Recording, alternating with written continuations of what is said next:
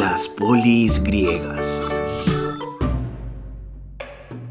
Las polis son una de las características que mejor definen a la civilización griega, ya que representaban el centro político, cultural y ciudadano de esta sociedad.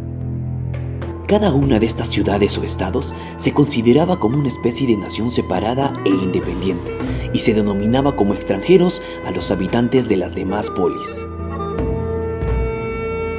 Pero a pesar de su autonomía y de que luchaban hasta la muerte por su libertad e independencia, todos se consideraban parte de una misma civilización.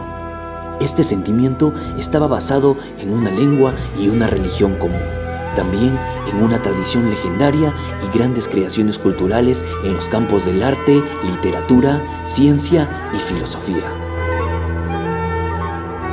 Paradójicamente, la hostilidad entre las polis fue la que desencadenó la guerra del Peloponeso, conflicto que permitió la conquista de Grecia por Filipo II, rey de Macedonia, y la unificación política y supresión de la autonomía de las polis llevada a cabo por su hijo Alejandro Magno.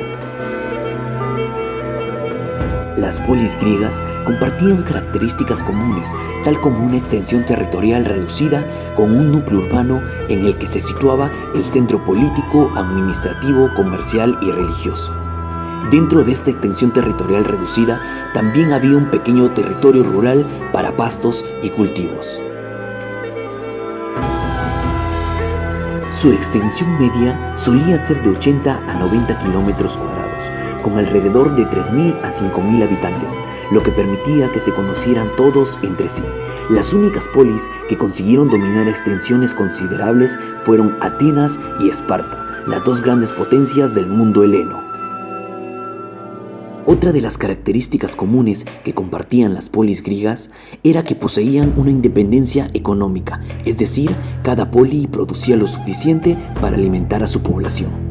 Las polis griegas tenían independencia política. Las polis eran libres, no estaban sometidas a otra ciudad ni a ningún poder extranjero. Las polis también tenían un gran espíritu cívico, respetaban la ley e importante participación de los ciudadanos en los asuntos de la comunidad. La estructura de las polis.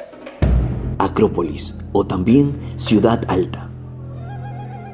Era la fortaleza que se construía aprovechando alguna elevación del terreno, como por ejemplo la cima de una colina. Era el lugar donde se resguardaban en caso de conflicto bélico todos los miembros de la comunidad. Algunas acrópolis se convirtieron en el centro religioso de las ciudades, tal como sucedió con Atenas. Ágora o plaza pública. Constituía el centro neurálgico de las polis, en el que se concentraba la actividad comercial, cultural y pública. Era el lugar donde se reunían todos los ciudadanos. Solía ubicarse junto al puerto en las ciudades marítimas. El ágora ateniense estaba situada frente a la entrada de la Acrópolis. Muralla defensiva.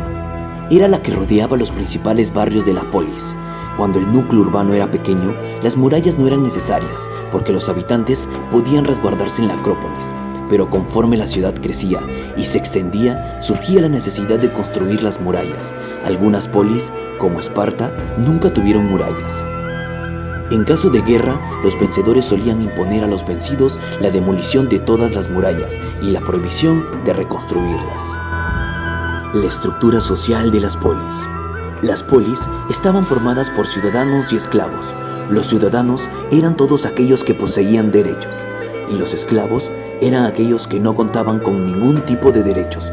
En muchos casos procedían de botines de guerra, aunque también podían caer en esclavitud por deudas.